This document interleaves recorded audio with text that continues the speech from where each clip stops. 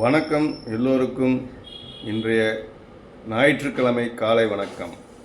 இன்றைக்கி நம்ம டாபிக் என்னென்னா, இன்றைக்கி என்ன நாள் அப்படின்னா மென்டல் ஹெல்த் கேர் டே. அதாவது நம்மளோட மன வலிமையை உறுதிப்படுத்தும் ஒரு நாள் அப்படின்னு தான் இருக்குது. ஸோ எப்படி பண்ணலாம் அப்படின்றத பற்றி இன்றைக்கி பார்ப்போம். நம்ம மென்டல் ஹெல்த் எப்படி நம்ம கேர் பண்ணுறது, நம்ம மன வலிமையை எப்படி அதிகப்படுத்துறது அப்படின்னா ஒரு 6 விஷயங்கள். ஸோ அதை நோட் பண்ணிக்கோங்க. மென்டல், MENTAL, மென்டல் அப்படின்றது தான் அந்த 6 வார்த்தை. அந்த 6 வார்த்தையிலே எல்லாமே முடிஞ்சிடும்.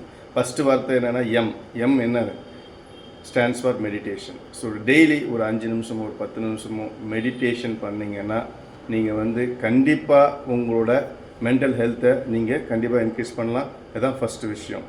அடுத்து இ ஸ்டாண்ட்ஸ் ஃபார் எக்ஸசைஸ்.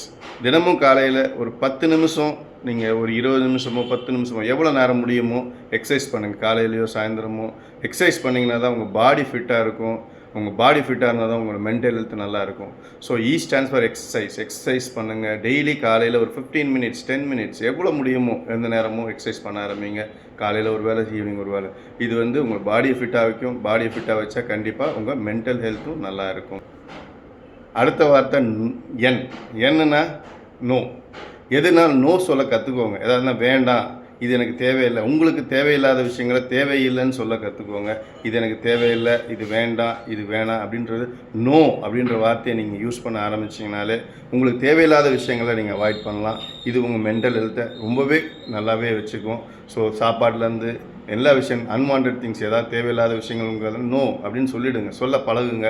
ஐயோ யார் என்ன பண்ணுவாங்களோ எதாவது சொல்லுவாங்களோ நினைக்காம நோன்ற வார்த்தையை எங்கே உங்களுக்கு தேவைப்படலையோ அங்கே யூஸ் பண்ணுங்கள். அது கண்டிப்பாக உங்கள் மென்டல் ஹெல்த்தை நல்லா வைக்கும். அடுத்த வார்த்தை டீ என்னென்ன டாக். பேச ஆரம்பிங்க. எல்லா இடத்துலையும் பேசுங்க. வாய் விட்டு பேசுங்க. எல்லா இடத்துலையும் எங்கே போனாலும் பேசுங்க. உங்களுக்கு மனசில் தோணுதை வெளிப்படையாக பேச ஆரம்பிங்க. ஸோ எப்போல்லாம் பேச ஆரம்பிக்கிறீங்களோ அது உங்கள் மென்டல் ஹெல்த்தை ரொம்பவே நல்லாயிருக்கும். ஸோ கம்முன்னு இருக்காமல் எங்கெல்லாம் பேசணுமோ அங்கெல்லாம் பேச ஆரம்பிச்சிங்கன்னா உங்கள் மென்டல் ஹெல்த்தை ரொம்பவே நல்லா வச்சுக்கும். அக்செப்டன்சின்ற வார்த்தை உண்மையிலே ஏக்கு வரும். அதாவது மென்டலாக இருக்க 5வது வார்த்தை. ஏதாவது அக்செப்ட் பண்ண கற்றுக்கோங்க. நமக்கு பிடிச்சதோ பிடிக்கலையோ நல்ல விஷயங்கள் இருந்தால் அதை அக்செப்ட் பண்ணிக்கணும். பக்கத்தில் இருக்கவங்க ஏதாவது செஞ்சாலும் அதை அக்செப்ட் பண்ணக்கூடிய கெப்பாசிட்டி நமக்கு வரணும். வந்துச்சுனாலே உண்மையிலே உங்கள் மென்டல் ஹெல்த் ரொம்பவே நல்லாயிருக்கும். கடைசியாக எல்லுன்னா என்ன? லாஃப். எப்பயுமே சிரிக்கணும்.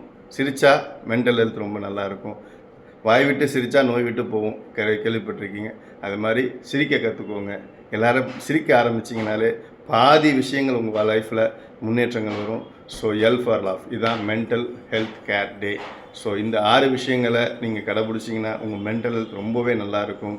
வணக்கம், நன்றி.